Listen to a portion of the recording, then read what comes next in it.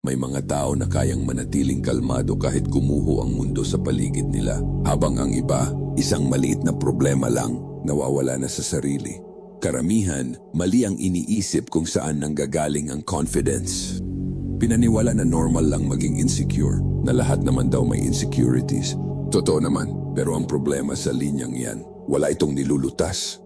Parang sinabihan kang, normal lang na manatiling mahina, na manatiling takot. At dahil normal, tinanggap na lang.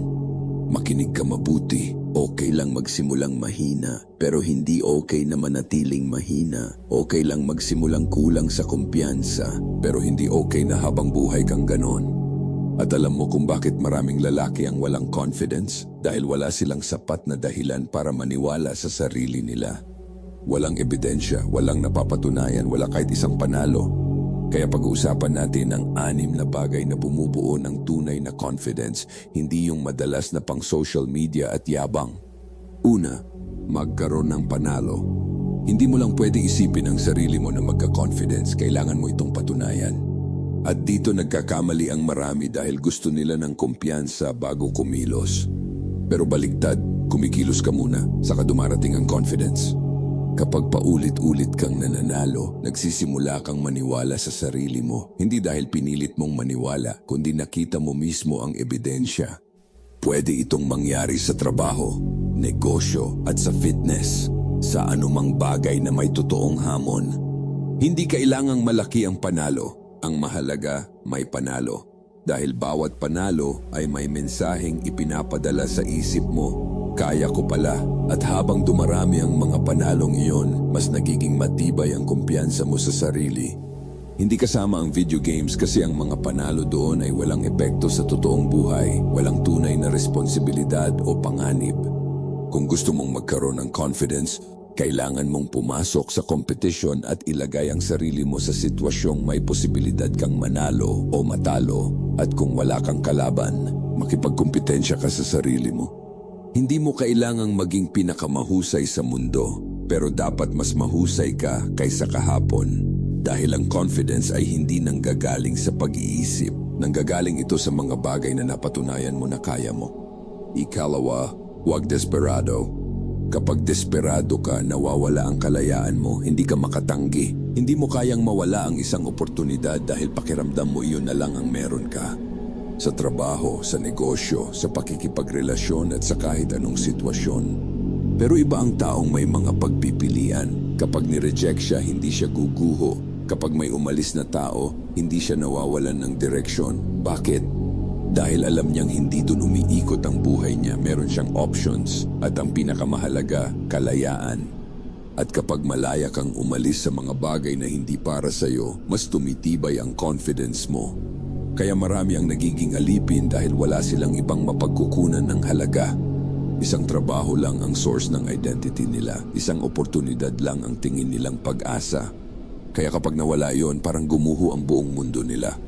Iba ang may options, hindi madaling kontrolin, hindi natatakot, at kaya magsalita ng totoo dahil hindi siya umaasa sa approval ng lahat. Pero tandaan mo rin na hindi basta-basta dumarating ang options. Pinaghihirapan ng mga iyon at madalas nagsisimula iyon sa mga panalo. Kapag mas marami kang kayang gawin, mas maraming pinto ang nagbubukas. At habang mas maraming pinto ang nagbubukas, mas nababawasan ang pagiging desperado. Ikatlo, maging mapanganib. Mabait daw ang lalaking hindi kayang manakit, mga lalaking masunuri na dumiiwas sa gulo. Mali sila kasi ang totoo kawalan lang yon ng kakayahan. May malaking pagkakaiba ang mabait at walang laban, ang mapayapa at kaduwagan, at sa puso nating mga lalaki, alam natin ito.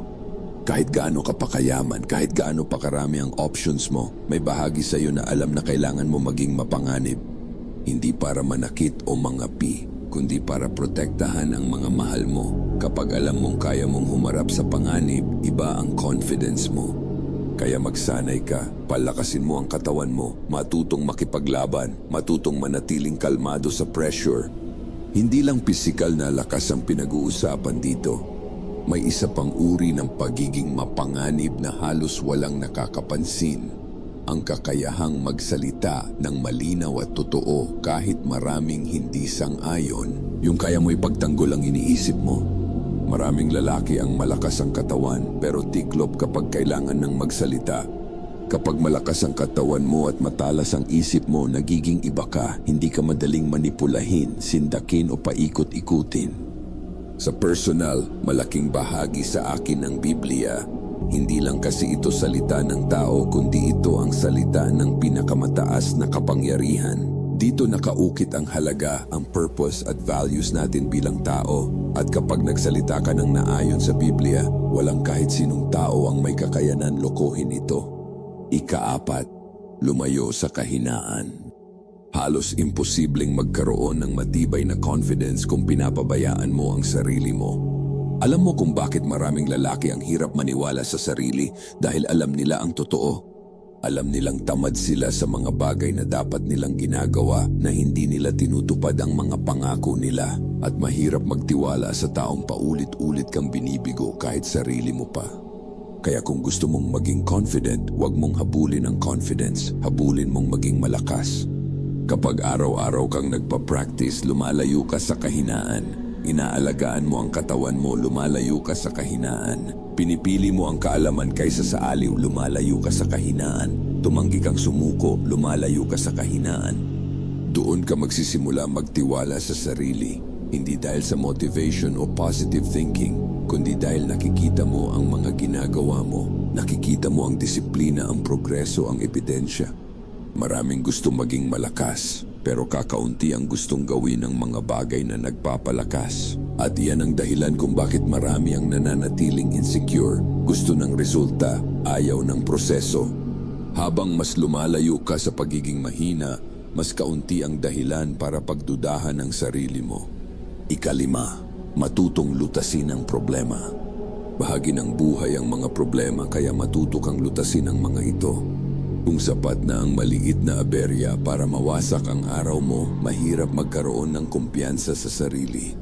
May mga taong may problema na 10 beses na mas mabigat kaysa sa problema mo. Pero hindi mo sila maririnig na nagrereklamo buong araw. Inaayos nila at naghahanap ng solusyon. May kasabihan akong gusto, malalaman mo ang kalidad ng isang tao sa laki ng mga problemang kaya niyang lutasin. Pag-isipan mo yon. Sa susunod na may humarap na problema sa iyo, baka hindi mas kaunting problema ang kailangan mo. Baka kailangan mong maging mas mahusay sa paglutas ng mga ito. Marami inuubos ang oras sa pagrereklamo, sa paghahanap ng masisisi. At tignan mo ang ganyang tao, kapag naulit na naman ang problema, parang hindi pa rin sila natuto. Kapag nasanay kang lutasin ang mga problema, tumitibay ang loob mo. Nagiging maaasahan ka at mas nagtitiwala ka sa sarili mo. Dahil alam mong kahit anong problema ang dumating, may kakayahan kang humanap ng paraan. Ika-6, kumilos ng may layunin. Maglakad ng may layunin, magsalita ng may layunin, kumilos ng may layunin. Mukhang simpleng bagay lang pero dito maraming pumapalya.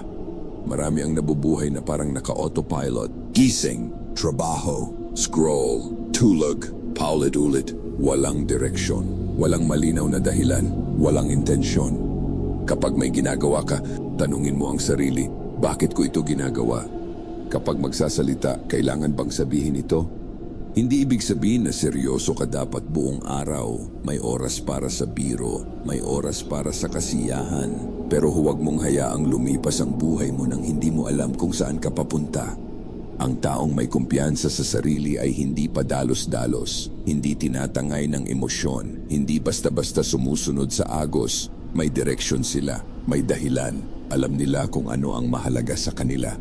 Kapag alam mo kung sino ka, kung saan ka papunta, mas mahirap kang matinag ng opinyon ng ibang tao, mas mahirap kang kontrolin. Kaya magkaroon ka ng relasyon sa may likha at doon mo makikita ang layunin mo.